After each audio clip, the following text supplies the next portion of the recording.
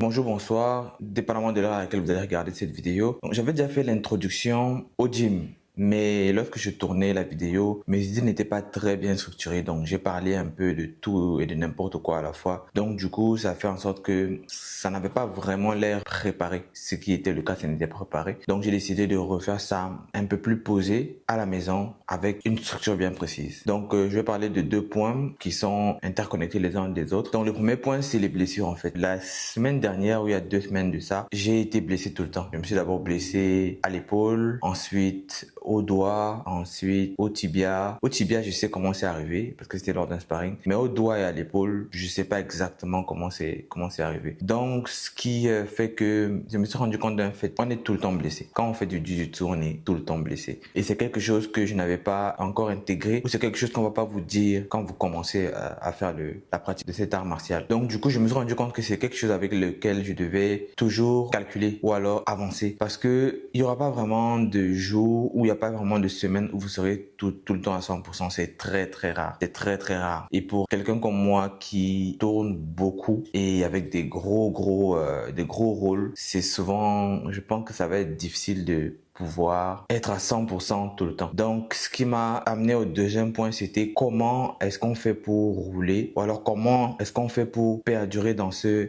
sport, dans cet art martial. Par ricochet, ça m'a un peu fait aller dans plein d'aspects du game. Par exemple, pourquoi est-ce que beaucoup de personnes vont commencer le jiu-jitsu et abandonner? Généralement, ça va être les blessures, je pense en premier, qui vont comme vous éloigner définitivement du game. C'est-à-dire que vous avez une grosse blessure et puis vous allez ne plus venir, ou alors vous allez avoir des blessures mineures et vous dire qu'en fait avec cette blessure si je ne peux rien faire donc je vais d'abord me reposer. Pourtant vous pouvez quand même faire le minimum. Ensuite il y a le fait que il y a la vie, le jiu-jitsu c'est un pan de votre vie, à la vie en extérieur des maths. Donc, ce qui fait que des fois, vous allez avoir beaucoup de pression en externe, des choses à régler, des problèmes un peu plus difficiles les uns que les autres. Donc, ce qui va faire que vous allez peut-être donner plus de priorité à ça qu'au jiu. Donc, si vous partez pendant trop longtemps et que vous revenez, vous rendez compte que les autres, pour ceux qui ont pu rester, ont vraiment progressé de fou. Donc, ce qui fait que, à côté de ça, je pense que la dernière raison, c'est que il y a aussi la frustration de ne pas progresser. Il y a la frustration de ne pas progresser parce que vous êtes sur le mat depuis un certain temps, vous n'arrivez peut-être pas à faire taper certaines personnes et puis vous vous rendez compte que ça reste identique. Plus le temps avance, plus vous commencez à être frustré parce que vous ne progressez pas, vous mettez du temps, de l'énergie, de la sueur, de la douleur, ça n'avance pas réellement. Donc là, vous vous dites, est-ce que je ne devrais pas abandonner? Maintenant, statistiquement, je ne connais pas exactement quel est le pourcentage qu'on va attribuer à chaque cause, c'est-à-dire quelle est la raison principale pour laquelle les gens vont abandonner complètement. Je peux pas regarder une étude, je peux pas m'avancer sur la cause principale, mais ça, c'est les causes que j'ai relevées. Maintenant, ensuite, il y a la question centrale que ces deux points vont aborder, c'est comment est-ce qu'on fait pour être consistant, progresser et faire du jiu-jitsu sur la durée. C'est la question qui me taraude l'esprit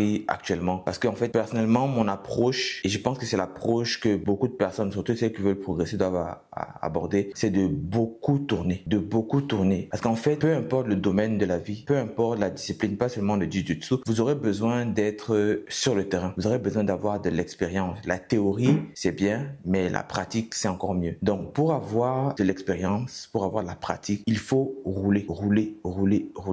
À côté de ça, on va mettre les drills, l'apprentissage des techniques, les classes, mais il faut rouler. Rouler, à mon avis, c'est comme 50% du travail. Parce qu'en fait, ça vous met dans des situations, et je parlais de ça dans une de mes vidéos dernièrement, c'est que vous faites soumettre, vous identifiez la soumission, vous travaillez les défenses de la soumission, et quand la soumission revient une autre fois dans un autre rôle, vous êtes capable de défendre la soumission, ou du moins d'identifier qu'en fait, c'est cette soumission qui est en train d'arriver, et je dois effectuer ce mouvement. Des fois, vous allez réussir, des fois, vous n'allez pas réussir, mais si vous continuez à persister, à identifier la soumission, identifier à quel état de la soumission vous êtes, vous allez finalement réussir à défendre la soumission au fur et à mesure. Et c'est ce que j'ai remarqué. Ça, c'est une approche que j'ai pensée toute seule, mais j'ai remarqué que beaucoup de personnes, les gars au top level font. Quand vous regardez les rôles des gars qui ont beaucoup d'expérience, vous vous rendez compte que des fois, ce n'est pas le fait d'être dans une soumission qu'ils vont taper. Ce qui est le cas de beaucoup de personnes qui débutent avec le JJB. Quand vous êtes dans une soumission, automatiquement, dès qu'on a set-up la technique, vous vous apprêtez à taper. Alors qu'en fait, la soumission n'est pas rentrée. Vous avez des escapes à la soumission. Vous avez des moyens de sortir de là. Et ce qui fait la différence entre un top guy et un average guy, c'est que le top guy sait comment sortir de certaines situations. Et les élites,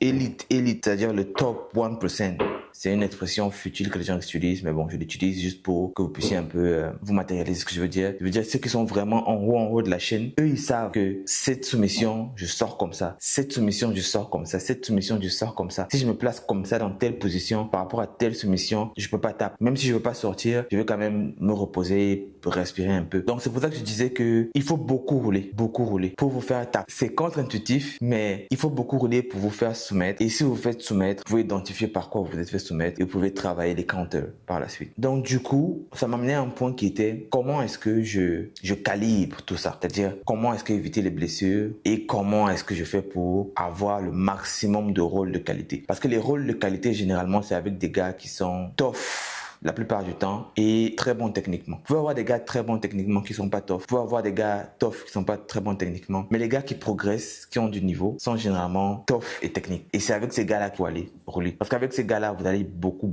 apprendre. Et donc, généralement, c'est pas des expériences plaisantes, physiquement parlant. Sur le plan des compétences, oui, mais c'est pas des expériences physiquement plaisantes pour votre corps. Parce que vous allez vous retrouver dans des situations un peu complexes, des soumissions qui vont être à la limite de vous briser quelque chose. Donc, je suis arrivé à la réflexion de comment est-ce que je fais pour allier un bon niveau de rôle en quantité avec la qualité aussi et surtout comment faire pour éviter de se blesser. Parce que si vous roulez avec des personnes qui n'ont pas, je vais pas dire un bon niveau, mais des personnes qui n'ont pas assez d'expérience dans la discipline, oui, vous allez vouloir les soumettre, ça va vous donner l'impression que vous avancez, mais les mêmes soumissions que vous allez rentrer sur eux, ou alors la façon dont vous avez rentré la soumission sur eux, sur un gars qui a de l'expérience, de la compétence, vous n'allez jamais rentrer la même soumission de cette façon-là. Parce qu'en fait, lui, il saura déjà, la défendre, et de deux, si la soumission n'est pas appliquée à la perfection, ça ne va jamais le prendre. C'est-à-dire, il va sortir de là. Je pense que c'est quelque chose qu'avec le temps, j'essaierai de répondre à la question de manière claire, précise et concise pour pouvoir partager avec vous aussi. On va aller tout de suite avec les rôles, ces 5 rôles de qualité que je vais vous proposer aujourd'hui. De bonnes choses à décortiquer, de bons counters, de bonnes soumissions qui sont rentrées aussi. Et après les rôles, on se voit pour la conclusion. Ciao. Donc, on va tout de suite enchaîner avec le rôle numéro 1. On ne dit jamais, mais je ne compte jamais commencer un rôle comme ça de ma vie. En fait, ce qui se passe, c'est que c'était une position donnée. On avait demandé à ce qu'on puisse choisir la position. Donc, la personne devait commencer en étant en open guard. Donc, moi, j'ai choisi d'aller en open guard en premier. Donc, c'est la raison pour laquelle je suis dans cette position. Donc, je check la caméra pour voir si on enregistre bien. Et puis là, on va commencer le rôle dans quelques instants. Donc là, je suis vraiment concentré. J'attends que ça débute. Donc là, poignée de main. 1, 2, 3. Et puis, let's go.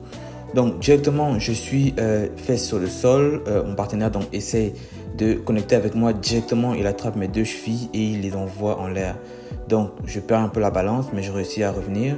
Je suis pas vraiment à l'aise dans cette position. Je sais quoi faire, mais je n'ai pas l'habitude de le faire. Donc, direct, j'essaie d'aller avec une close guard pour le tenir contre moi. Il réussit à libérer ses pieds et directement, il passe en side control. Ici, il fait un très bon jeu, c'est qu'il essaie d'emprisonner mes 2 pieds à l'intérieur. Donc, moi, je vais éviter ça. Donc, je sors rapidement le genou que je peux. Donc, ici, il va poser ses 2 pieds sur le genou qui était en train de s'échapper. Et il va essayer de pommel. Donc là, moi, je réussis à m'échapper. Entre-temps, il va réussir à avoir mon dos et je vais encore pouvoir retourner la situation.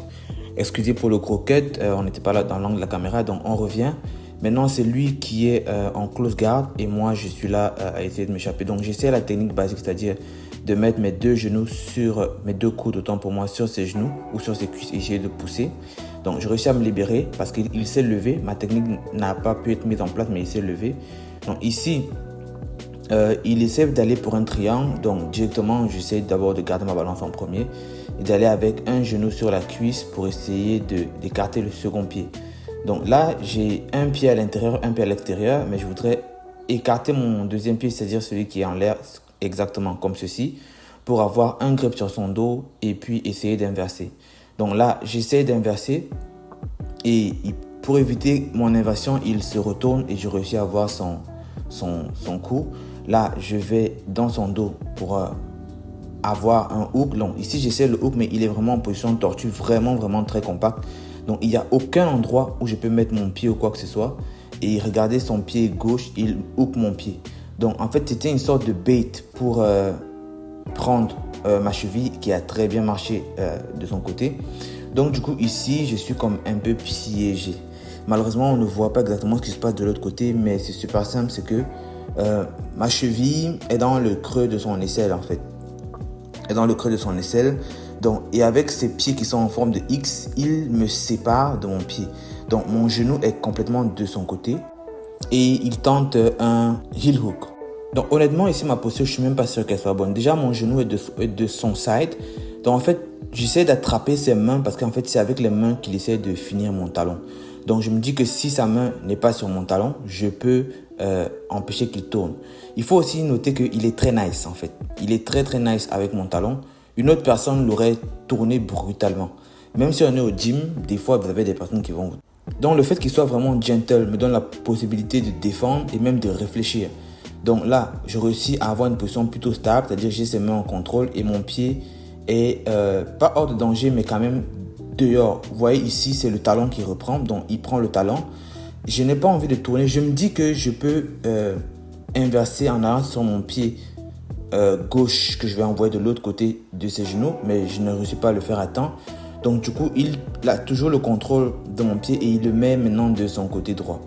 Donc même ici, ce que je cherche à faire, c'est de prendre mon pied gauche et de le passer au-dessus de lui. Finalement, j'ai réussi à faire l'inverse de ce que je voulais faire dans ma tête. Mais je pense que le mouvement idéal aurait été de passer mon pied gauche en arrière au-dessus de lui. Donc l'inverse a fonctionné. C'est quelque chose qui sera à vérifier. Donc on revient dans la même position. Il faut savoir que je pense qu'il ne m'a pas fini avec le heel hook parce qu'il était vraiment nice. Il était vraiment careful avec mon talon. C'est parce que c'est des mouvements hyper dangereux. Donc là, je recommence à attaquer parce que j'essaie d'avoir un passage de garde. Je ne réussis pas le passage de garde. Je réussis à avoir un nord-sud. Et directement, il va se retourner. Donc là, j'ai son corps. Ici, je réussis à avoir le side control. Il va sur son côté. En fait, il faut voir qu'ici, il bouge beaucoup. Il reste très rarement dans une seule position pendant très longtemps. Donc par exemple, ici, j'ai le front headlock. Il va certainement tourner encore ou me donner son dos ou me donner son ventre, quelque chose comme ça. Donc, ce qui fait que là, il tourne encore. Je réussis à avoir son coup. Avec son coup, comme ça, je peux aller pour certaines soumissions, comme par exemple le Ninja Choke, le Das ou l'Anaconda. Mais il est vraiment beaucoup mobile. Donc, ça fait que je ne peux pas avoir vraiment une position qui me permet de pouvoir bien rentrer mes bras comme il faut et de pouvoir terminer. Donc, là, il se remet en open guard. Ici, j'essaye d'abord de pouvoir au moins avoir un grip sur ses mains et de passer sa garde, ce qui est pas vraiment évident. Là, directement, il va trapper mon pied pour le mettre en half guard. Je pense que le rôle est terminé. Donc, rôle numéro 2, j'attends le partenaire pour qu'il vienne. Il va se pointer dans quelques instants. Parfait, il vient d'arriver. Donc c'est un gym, les espaces sont vraiment... le gym est assez grand, mais quand les gens roulent, ils vont de tous les côtés. Donc directement en mode lutte, j'essaie d'avoir un underhook. Donc lui, il barre en posture en arrière, donc c'est-à-dire que le fessier en arrière, ça permet à ce que je ne puisse pas avoir un underhook parfait. Donc directement, vu que ce n'est que mon pied que vous voyez, ça veut dire que j'ai été plaqué contre le mur pour avoir un grip. Donc ici, il me plaque avec le haut du corps et il essaie d'aller tirer mon pied pour essayer d'avoir un sweep parce que vu que nous sommes tous deux debout, ça veut dire que ce que l'un et l'autre essaieront de faire, c'est d'avoir un takedown. Good. Donc, on réussit. On continue le rôle. Donc là, il me met un collar tie, donc la main sur le cou. Je vais aussi avec un collar tie aussi. Ici, je pense à des sweeps, mais j'ai souvent des difficultés à penser au sweep et à exécuter le sweep. Je pense qu'il faut faire beaucoup de drill pour pouvoir avoir juste une seconde entre les deux. Ici, il va avec un shoulder crunch. Le shoulder crunch est vraiment fort parce que je suis obligé de mettre tout mon poids pour que ça ne me balance pas à gauche ou à droite. Donc là, je ne sais pas si vous captez un peu la vitesse à laquelle les mouvements sont en train d'aller. Je suis vraiment en train de résister pour que ça n'arrive pas parce que le shoulder crunch, c'est un mouvement, si vous ne faites pas attention, c'est vraiment shoulder crunch. Vous pouvez vous péter l'épaule si vous ne faites pas attention. Donc ici, il finit donc par diminuer l'intensité des attaques et il me garde contre lui. Donc même ici, je ne suis pas toujours safe parce que il va en close guard. Donc ça veut dire qu'il veut certainement pousser l'une de mes mains à l'intérieur et aller en triangle. Je suis déjà alerte par rapport à ça. Donc ce que je fais le plus possible, c'est de garder la balance. Parce que dans ces moments ici, c'est là que vous commencez à être frénétique et vous perdez un peu de lucidité parce que vous êtes vraiment en train de défendre. Et si vous regardez ici, je ne fais que défendre, je n'attaque pas.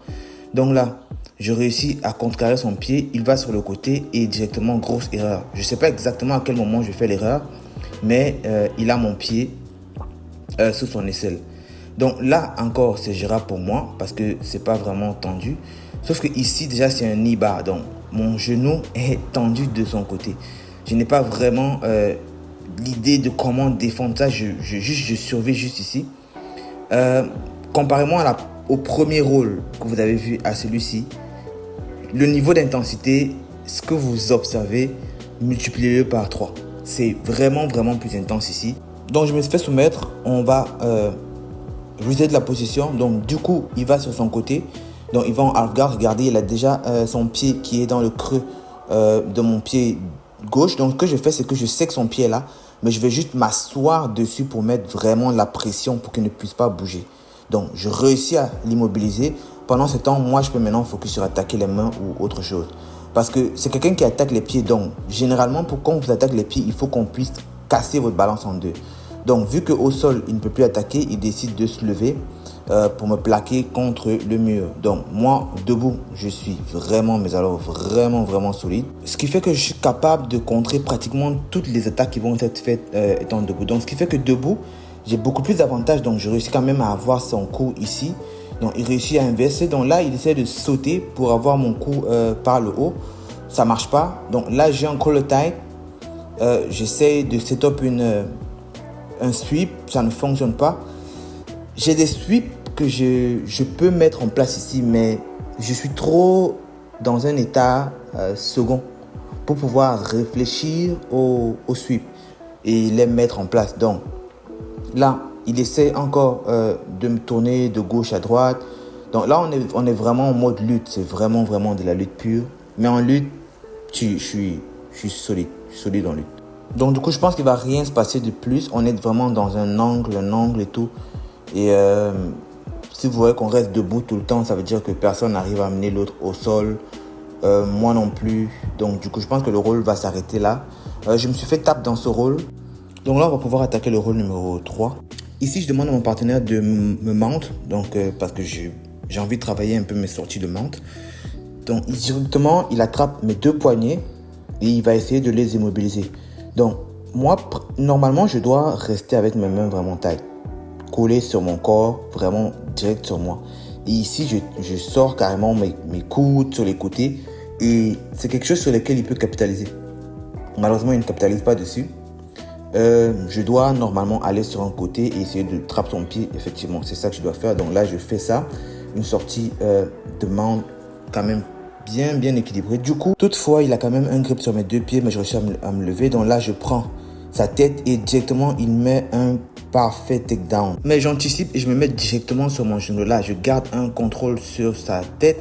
Donc ici, j'ai la main sur son menton en fait. Ça me permet d'avoir un bon grip. Donc là, je connecte mes deux mains et j'essaie d'aller sur le côté pour tenter un anaconda par la suite. Il se retourne. Là, je remets encore les mains. Donc, je garde le contrôle. J'essaie de prendre son dos. Mais si vous regardez, il a ses deux mains qui tiennent ma main gauche, droite, autant pour moi. Donc là, je repars sur son cou pour essayer d'aller prendre son dos par la suite parce que je n'arrive pas à les connecter. Donc là, je prends le dos. Il m'arrête et il fait un autre takedown encore. Et du coup, je suis sur le dos et je ferme mes pieds. Donc là, directement, je croise mes pieds dans son dos pour essayer d'aller avec une soumission de triangle. Donc, première des choses, c'est que je reste d'abord super calme parce que regardez sa taille par rapport à moi. C'est le jour et la nuit. Il est vraiment plus costaud et plus grand que moi. Donc, du coup, j'ai tout intérêt à le garder vraiment fermé ici. Ici, je pense qu'il fait une erreur, c'est que lui, il doit essayer de sortir de là. Il ne doit pas essayer de rester avec moi là, coincé. Donc moi, je le garde, je reprends un peu mon souffle. Par contre, dans cette position, je sais déjà que je ne vais pas tenter une kimura. Je ne vais pas tenter autre chose qu'un triangle. Parce qu'il est plus costaud que moi. Donc, je sais déjà que je dois essayer d'avoir un contrôle sur ses mains. Parce qu'en fait, lui, il doit décider de sortir de là, mais il ne sort pas. Donc, il reste juste couché sur moi. Directement, je réussis à isoler un de ses bras à l'extérieur du triangle. Et maintenant, il me faut juste prendre sa deuxième main et la mettre sur le côté. Sauf qu'à ce niveau ici, le triangle n'est même pas encore fermé parce que je n'ai pas réussi à à bien mettre mon pied perpendiculaire et il tape. Et c'est de ça que je parle souvent, c'est que des fois, moi dans ma tête actuellement, je suis conscient que c'est pas une soumission. C'était même pas bien placé, c'était pas bien fermé, l'angle n'était pas bon. Donc, s'il la tape, mais c'est pas quelque chose dont je vais me satisfaire dans ma tête. Genre, ouais, je soumis quelqu'un et tout. Donc, je compte pas vraiment ça. Vu qu'il la tape, on reset la position à 0. Donc, il est debout, je soupçonne qu'il va shooter. Donc, c'est ce qu'il fait directement. Il essaie de me soulever, moi, j'attrape sa tête. Vu qu'il est assez concern, il va abandonner son takedown. Ici, il essaie de glisser avec mes pieds pour les amener vers lui, mais je garde bien un contrôle sur son cou et sur son aisselle. Donc c'est un grip qui est assez solide, il ne peut pas sortir et assez tight sur sa tête. Vu qu'il est plus grand que moi, je vais l'amener à ma taille en tirant son pied. Donc ça l'amène au sol, je vais aller connecter ma main gauche sur mon biceps droit et puis je vais mettre de la pression. Donc ça, c'est ce qu'on appelle un ninja choke. C'est quasiment indéfendable, Dès que vous êtes à l'intérieur, si vous ne tapez pas, vous allez juste passer, vous allez juste vous évanouir. Donc, on reset la position à 0 et il a un collar tight sur moi, donc moi je vais juste désengager. Donc, ça se voit quand même qu'il est déjà assez fatigué. Je vais juste essayer de rentrer en underhook, mais j'attaque plus vraiment. J'attaque plus vraiment. J'essaie juste de contrer ces attaques pour voir si... Parce que c'est assez difficile quand vous faites soumettre de continuer à attaquer parce que psychologiquement, vous savez déjà que vous avez plus ou moins perdu. Et c'est souvent un peu contre-intuitif de mettre encore beaucoup plus d'énergie. Sauf qu'ici, il continue quand même d'attaquer. Donc, bataille de main, il essaie de mettre des underhooks. Il essaie d'aller chercher mes pieds. Ici, il feinte un shoot et puis il shoot réellement. Donc moi, je vais mettre de la distance entre lui et moi. Et avec cette distance, je vais profiter pour saisir son cou. J'essaie de faire un sweep sur son pied. Et ça ne fonctionne pas. Donc là, j'essaie de prendre son dos. Donc il roule, je le suis. Il tourne, je le suis. J'attends un moment qu'il arrête de tourner, mais il tourne incessamment. Donc finalement, c'est moi qui finis par m'arrêter. Donc là, il essaie un autre takedown, vraiment très très puissant. Et moi, je sprawl sur son takedown et je réussis à avoir sa tête. Et lui, il a un grip. Donc là, je vais envoyer mes pieds en arrière et garder ma main connectée sur sa tête pour essayer de rentrer une autre soumission parce que je vois qu'il a toujours de l'énergie et continue à aller de l'avant. Donc là, ici, il ne bouge plus vraiment. J'hésite entre essayer de casser son bras, pousser son bras vers l'intérieur pour essayer d'aller avec un anaconda ou prendre simplement le dos. Donc là, j'essaie de tourner, je vois qu'il a un grip sur ma main. Donc le rôle se termine ici. Ça n'a pas vraiment l'air vu d'ici, mais les takedowns étaient vraiment puissants parce que vous pouvez regarder qu'il est plus grand et plus costaud que moi. C'était tough. Rôle numéro 4. Donc, debout, ça annonce de la lutte. Donc, directement, j'ai un grip sur la main de mon adversaire. Je vais avec un underhook et il va essayer de bloquer le underhook. Donc, directement, il essaie de prendre un grip sur ma main. Je pense que c'était plus une feinte que vraiment une tentative, donc, mais je suis quand même assez réactif. Directement, il pull guard et il garde ses deux pieds à l'intérieur de moi. Moi, je me mets sur mes genoux tout en évitant qu'il me connecte de manière à pouvoir briser ma balance. Donc, du coup, il essaie de me faire un sweep. Donc, je vais mettre ma main sur sa hanche et poser ma main gauche sur le sol, ce qui fait que quand il veut avoir le momentum pour me sweep, ça ne fonctionne pas. Ensuite, direct, il essaie de surélever son pied au niveau de ma tête pour aller avec un triangle. Je réussis à enlever son pied et à bloquer. Donc, en fait, j'évite vraiment qu'il puisse avoir ses pieds dans un angle où ça va me permettre d'être on balance. Donc là, il essaie une entrée. Donc là, je garde ses pieds vraiment collés à moi, mais pas dans une position où ça peut me mettre en difficulté. Donc actuellement, mes pieds sont pris. Mais le plus important, c'est de garder la balance. Quand votre centre de gravité est toujours en contrôle, c'est très difficile qu'on puisse attaquer vos pieds. Donc aussi, je réussis à libérer mon pied et directement, je réussis à aller dans un semi-side control. Donc là, je vais en nord-sud. Donc je le garde et là, on est en train de tourner. Donc vu qu'on est en train de tourner, je me dis, ok, je vais faire une sorte de trappe. Donc je vais faire semblant de tourner et dès qu'il va aller de l'autre côté, je vais revenir pour rentrer en mante. Donc là, on tourne, j'essaie de faire le chemin inverse et puis il me bloque. Je sais pas pourquoi ma feinte n'a pas vraiment marché. Directement, là, je reçois un coup derrière la nuque. C'est ça qui fait chier en BBG. Tu as toujours des coups qui arrivent un moment à l'autre. Donc, on continue le roll. Ici, il prend mon épaule. Je ne sais pas si c'est un début de shoulder crunch. Direct, je l'enlève, je l'adresse direct pour que ça ne puisse pas aboutir à un shoulder crunch. Ici encore, il essaie d'inverser et il ne réussit pas à inverser. Donc, il décide de se lever. Moi aussi, je le suis parce que j'ai pas envie de me faire attaquer, moi étant au sol. Donc là, col de taille, ici, il shoot et je mets un magnifique sprawl. What the fuck. Ensuite, ici, j'ai une opportunité. J'ai sa tête, j'ai son aisselle et j'ai son bras. Mais je réfléchis, est-ce que le dart va fonctionner? Je ne suis pas très sûr. Donc, j'essaie de rentrer le dart de manière timide et puis il réussit à inverser. En fait, j'ai trop tâtonné. Donc, ici, maintenant, il est en half guard. Il a mon pied qui est trap. Non, c'est pas un half guard. Donc, c'est une sorte de position. Ici, j'essaie d'aller avec un toe hold. Mais le toe hold ne fonctionne pas parce que je n'ai pas un de ces pieds qui est immobilisé. Donc, le toe hold ne fonctionne pas. On est comme en 50-50. Là, je désengage. Là, je reviens sur lui. J'essaie de le tirer vers moi pour essayer d'avoir une attaque. Normalement, ici, je dois me focus beaucoup plus sur uniquement passer sa garde. Mais j'ai subi vraiment beaucoup d'attaques, ce qui fait que je suis pas vraiment lucide. Donc là, directement, il bloque un de mes bras. Je soupçonne que c'est un omoplata. Directement, je hit le compteur de l'omoplata.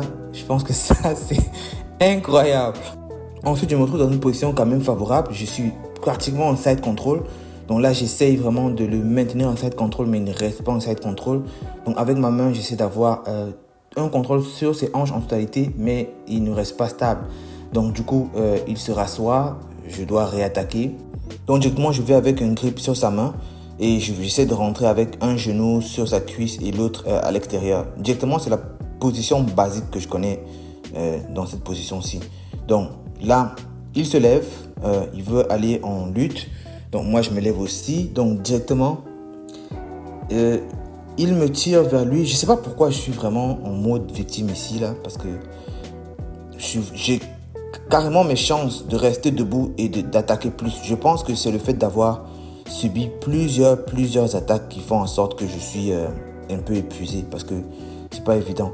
Donc là, directement, j'essaie d'aller récupérer son coup. Ça ne se voit pas, mais j'essaie d'aller récupérer son coup. Mais je pense que la tentative ne va pas fonctionner puisque là, je me retrouve dans une situation où il a mon dos, mais pas complètement parce que j'ai encore la possibilité de bouger. Je pense que ce rôle va se terminer. C'était un très bon rôle d'un grand niveau technique. Ensuite, on va entamer le 5e et dernier rôle. Donc, mon partenaire est debout. Donc, on va lutter. On va faire de la lutte.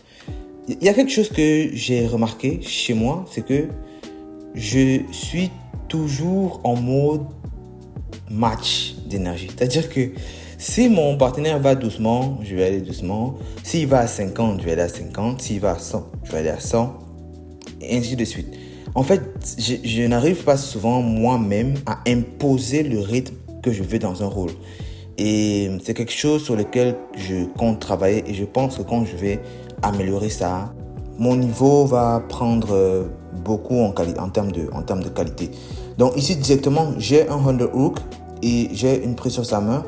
Il n'y a pas vraiment grand-chose que je peux faire ici parce que on est tous en mode frame. Donc là, directement, il attaque mon coup. Je vais juste adresser sa main et l'enlever.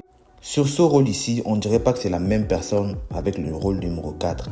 Je suis vraiment là, attentiste. Je tente vraiment rien de précis. Il n'y a pas d'énergie. Il n'y a même pas d'engagement. Et c'est ça. Je pense que si je suis capable de pouvoir mettre le rythme que je veux dans un rôle, il y a beaucoup de choses qui vont changer. Donc ici, directement, il est à genoux. Je récupère son coup. Donc, je peux set-up facilement un dart choke. C'est-à-dire qu'il faut que je puisse connecter la paume de ma main gauche avec le biceps de mon bras droit. Donc ici, je ne peux pas encore le faire parce qu'il a ses deux mains il a sa main droite qui arrête mon coup et il a sa main gauche qui empêche mon bras d'entrer. Donc, du coup, je décide donc d'aller sur le dos pour pouvoir avoir une close guard et aller en étranglement avec une guillotine. Sauf que c'est tellement pas bien fait et c'est tellement bien défendu de son côté aussi qu'il réussit à inverser la situation et avoir un side control sur moi. Donc là, je perds la position. Par contre, je réussis à frame, ça veut dire que je vais mettre mon coude sur sa tête pour l'empêcher de progresser et le garder vraiment très très loin de moi pour qu'il puisse avoir soit un crossface, soit un underhook. Donc là, je me relève pour pouvoir être plus proche de la cage et gagner une position debout. Donc je réussis à... C'est pas vraiment un sweep, je me suis juste levé. Donc là, directement, il est en half guard et moi, j'essaie d'attaquer le haut de son corps. Ici, j'essaie d'attraper ses orteils parce que je vais aller avec un toe hold. C'est un mouvement sur lequel j'ai quand même de la réussite depuis 2-3 semaines, mais pas comme je voudrais. Donc là, dès que j'attrape ses orteils, il sent que ça peut venir de ce mouvement-là. Donc il enlève tout de suite. Il croise ses pieds. Donc j'ai pas vraiment de point d'attaque en tant que tel. Ici, normalement, avec une vue extérieure, je dois sortir de là. Donc ici, il me soulève. Quand il me soulève comme ça, il peut entrer en hachis. Ça veut dire qu'il peut intégrer, c'est un peu compliqué ce que je veux dire, mais il va entrer en hachis. C'est une technique pour ceux qui ont la référence. Il va entrer en hachis pour peut-être aller attaquer avec un shoot ankle lock. Et moi ici, j'essaie toujours d'aller avec le toe hold qui ne marche pas. Ensuite, je prends son coup parce que je me dis ok, je peux aller avec un ninja choke depuis le half guard. Et dès que je tente le ninja choke depuis le half guard, il essaie de prendre mon dos. Donc, c'est assez compliqué. Je veux l'attaquer. Il veut contre-attaquer. Je veux l'attaquer avec le ninja choke. Il contre-attaque en voulant prendre mon dos. Et si je prends le toe hold, il croise ses pieds. Donc, du coup, c'est comme une sorte de position neutre pour nous deux. Je ne peux pas avancer. Ici, il tente une kimura et je réussis directement à enlever ma main. Là, je vais juste m'asseoir sur son pied pour pouvoir l'empêcher de progresser. Donc là, je prends un grip sur sa main gauche avec mon bras droit pour essayer d'aller attaquer une kimura. Et ça ne fonctionne toujours pas aussi. Donc là, j'essaie d'avoir un contrôle sur le haut de son corps, mais mon pied est toujours bloqué en arrière. Donc, je pense que j'aurais juste dû me concentrer sur enlever mon pied de là. Mais c'est pas ce que je fais. Donc là, j'ai une sorte de contrôle sur sa tête. J'ai toujours un grip sur sa main. Maintenant, c'est lui qui a un grip sur ma main. J'arrive pas à avancer. Lui, il n'arrive pas à attaquer. Je sais pas exactement quoi penser de ce rôle. Il n'y a pas d'intensité venant de ma part. J'arrive pas vraiment à attaquer. Le rôle se termine. Donc j'espère que vous avez apprécié les rôles parce que moi je les ai vraiment appréciés, c'est-à-dire le jour où j'ai eu les rôles et en les regardant pendant l'éditing des vidéos, j'ai vraiment apprécié le niveau technique que je commence à avoir, surtout les triangles. Je commence à être vraiment calme quand je suis en bas, de faire abstraction de tout ce qui se passe et de pouvoir réfléchir uniquement sur le mouvement que je suis en train de faire. C'est quelque chose qui est essentiel quand vous voulez faire entrer des soumissions, être capable de faire abstraction de l'excitation du gars avec qui vous roulez, être capable de faire abstention du fait que le gars est littéralement en train de rusher sur vous et de pouvoir uniquement focus sur setup votre soumission. Et je commence déjà à savoir comment setup des soumissions et ça me fait beaucoup plaisir. Je pense que dans ces rôles, il y a un de ces 5 rôles que j'estime être l'un de mes rôles référence jusqu'à présent. C'est-à-dire qu'en termes de qualité technique, en termes de réflexe, en termes d'identification de soumission, en termes de lucidité aussi, j'ai juste été déconnecté à un certain moment parce que quand vous passez tout le rôle à défendre, ça vous met dans un état d'esprit frénétique. En français, on dit frénétique. Donc vous êtes comme un peu excité et tout. Donc ce qui fait que je pense que c'est quelque chose qu'il faut travailler, que je dois travailler encore. C'est-à-dire être capable de pouvoir calm down, même s'il y a le chaos autour de moi et juste focus sur les mouvements. Je pense qu'avec certaines personnes, ça passe. Peut-être parce que je sais que je suis capable de finir avec la personne, de soumettre la personne. Mais avec les personnes dont je sais pertinemment qu'ils sont plus compétents que moi, parce qu'ils ont plus d'expérience, ça devient un peu compliqué. Je pense qu'il faut travailler, c'est beaucoup plus au niveau... Quand le mental sait que les compétences sont là, vous êtes beaucoup plus calme, que vous savez que vous pouvez maîtriser la situation. Donc quand vous savez que vous ne maîtrisez pas la situation à 100%, vous êtes un peu frantic. Je pense que c'est comme ça que je vais regarder un peu les choses. Mais sinon, je pense que j'ai un de mes rôles de référence. C'est comme ça que j'aimerais rouler. Ce qui m'amène au dernier point de cette conclusion. Quel type de fighter est-ce que je veux être? On m'a posé la question, quel type de fighter je voulais être? On peut parler de MMA ici en général, mais pour le moment, je me concentre sur le BJJ. Je veux être vraiment le genre de personne que quand la personne regarde mon rôle, il se dit non. Ça, c'est de l'art. Tu comprends ce que je veux dire? Ça, c'est de l'art. Parce qu'en fait, on dit on dit martial artist ou les arts martiaux. Donc, c'est vraiment de l'art. C'est comme de la danse, c'est comme de la peinture. Vous pouvez soumettre quelqu'un juste parce que vous êtes plus fort. Vous pouvez soumettre quelqu'un parce que vous avez plus d'expérience. Mais soumettre quelqu'un parce que vous avez la technique, la compétence nécessaire et que vous l'appliquez à bon escient, au bon moment, de la bonne façon, c'est ce genre de fighter-là que j'aimerais être. Quelqu'un qui maîtrise ce qu'il fait de A à Z. Pas de hasard. Je veux savoir ce que je fais. C'est ce type de fighter-là que je veux être. Maintenant, est-ce que je serais quelqu'un qui sera plus debout, plus bottom, plus guard puller? Pas encore vraiment de préférence, mais bon, je pense que je suis plus à l'aise debout pour le moment. Mais peut-être viendra un moment où je vais commencer à travailler en jouant la garde aussi. Mais je sais pas, pour le moment, ça me tente pas. Mais au niveau de quel type de fighter j'aimerais être, c'est vraiment quelqu'un qui, quand tu regardes le rôle, tu vois le rôle, quelqu'un qui est capable d'identifier des soumissions, sortir des positions dangereuses, sortir des positions critiques, inverser des situations un peu, on va dire quoi, inverser des situations genre qu'on perdu d'avance et tout. J'aimerais vraiment être ce genre de personne que